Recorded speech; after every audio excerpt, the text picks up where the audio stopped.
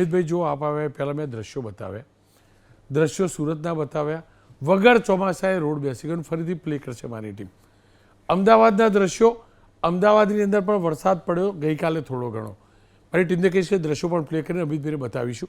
હવે એ વખતે પણ આપણે જોઈએ અમિતભાઈ તો કોઈ કારણ વગર ડમ્પર અંદર બેસી જાય. જો આ સુરત બરાબર. હવે તમે અમદાવાદ પણ જોજો. અમદાવાદની અંદર તો ખબર નથી ક્યારે 365 દિવસ ભુવાનગરી જ્યાં વરસાદ પડ્યો ચોમાસા પહેલાંનો એ અલગ અલગ જગ્યાના મેં દ્રશ્યો બતાવ્યા તો પાણી ભરાઈ જાય. આપણે ગાંધીનગરની બાજુનું કલોલ હાઈવેની બાજુમાં પાણી ભરાઈ જાય. તો આ બધું પ્રી મોન્સૂન કામગીરી થાય છે ખરી કે બધી વાર્તા છે? જુઓ દર વખતે એવું કે ભાઈ અચાનક વરસાદ પડી ગયો, 10 ઇંચ પડી ગયો, 15 ઇંચ પડી ગયો. અત્યારે તો વરસાદની રાહ જોઈએ છીએ આપણે, છતાં પણ આ સ્થિતિ કેમ? એટલે આજે તમારો જ્યારે આ ડિબેટ માટે મને ફોન આવ્યો ત્યારે હું પ્રી મોન્સૂનની કામગીરી મારા મત વિસ્તારની એ કામગીરીને જે સ્ટોક ટેકિંગ હતું એ જ કરવા બેઠો હતો. બધા અધિકારીઓની સાથે વાત થતી હતી. તો સરકાર એકદમ સજાગ છે. ખાલી વરસાદ પહેલાં જ નહીં, આખું વરસ જ્યાં જ્યાં પાણી ભરાતા હોય ત્યાં ત્યાં વધારે સારી રીતે કેવી રીતે પાણી ન ભરાય એની વધારે સારી રીતે કેવી રીતે ત્યાં આગળ તૈયારી થાય એના માટે આખું વરસ કામ કરતા હોઈએ છીએ. અત્યારે જે આજની જ વાત કરું મારા મત વિસ્તારની તો 7600 જેટલી તો કેચપીટ છે. એ કેચપીટ સાફ કરવામાં આવી, નવી 500 કેચપીટને બનાવવામાં આવી. જેટલા મેઇન હોલ છે મ્યુનિસિપલ કોર્પોરેશનના આખા મહાનગરના એ બધા મેઇન હોલ જે છે એ બધા કેચપીટો સાફ કરવામાં આવી. મેઇન જે લાઇન છે એને ડિસિલ્ટિંગ કરવામાં આવ્યા છે. નવી કેચપીટો જ્યાં બનાવવાની છે બનાવવામાં આવી. અને વોટર લોગિંગ પ્લેસ જે છે આ વોટર લોગિંગ પ્લેસ ઉપર જેમ મેં મારા વિસ્તારમાં 18 જેટલા જગ્યાએ પાણી ભરાવાની સંભાવના છે તો એ 18 અને આખા અમદાવાદ શહેરમાં આ જ પ્રકારે એના ઉપર અધિકારી કોઈને 2 પ્લેસ છે, કોઈને 3 પ્લેસ છે, એવી રીતે અધિકારીને ફાળવી દેવામાં આવ્યા છે કે આ જગ્યા ઉપર પાણી ભરાશે તો જવાબદારી એ સમયે અચાનક જે ક્વિક એક્શન છે એ ક્વિક એક્શનની કોની રહેશે. તો ખાસ કરીને અમિતભાઈ શાહ આ વિસ્તારના સાંસદ છે, ભૂપેન્દ્રભાઈ પણ અહીંના ધારાસભ્ય છે. તો 550 કરોડ રૂપિયાની આ સેલાની પાસે એક આખી પાઇપલાઇન નવી નાખી. ત્યાં જે વરસાદી પાણી ભરાતું હતું એ પાણી એ આખું અત્યારે તમે જુઓ એ શાંતિપુરા ચોકડી આખી ભરાયેલી રહેતી હતી. એટલે આખું વર્ષ એના ઉપર 3 વર્ષ કામ થયું અને આ બંને જ લીડરોના કારણે આજે ત્યાં આગળ પાણી એક બૂંદ પણ ભરાયેલું નથી.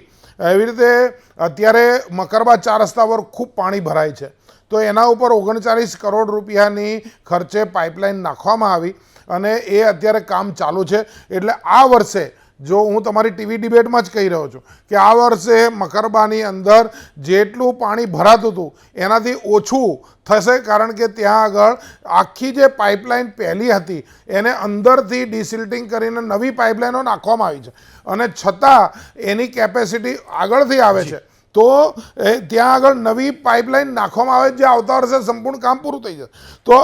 તો આ જે છે ને એ બધા જ કામો અને બધી જ સોસાયટી આખા શહેરમાં જ્યાં પાણી ભરાઈ જાય છે આ બધી સોસાયટીની અંદર ક્યાંક વધારે પાણી ભરાય છે તો વરુણના પંપ મૂકવામાં આવ્યા, નાના પંપો મૂકવામાં આવ્યા છે, ડીઝલ પંપો મૂકવામાં આવ્યા. એટલે ઠેર ઠેર એના પ્રયાસો જે છે એ થયા છે. હવે જે રોડ જ હોડી જેવા છે કોને બનાવ્યા સાહેબ? કોને ડિઝાઇન કર્યા? સમજો ઉપરથી ચંદ્ર ઉપરથી બનીને આ ડિઝાઇન 30 વર્ષ જૂના તો ભૂલી જાવ તો કોન્ક્રીટ તો ખાડા હતા.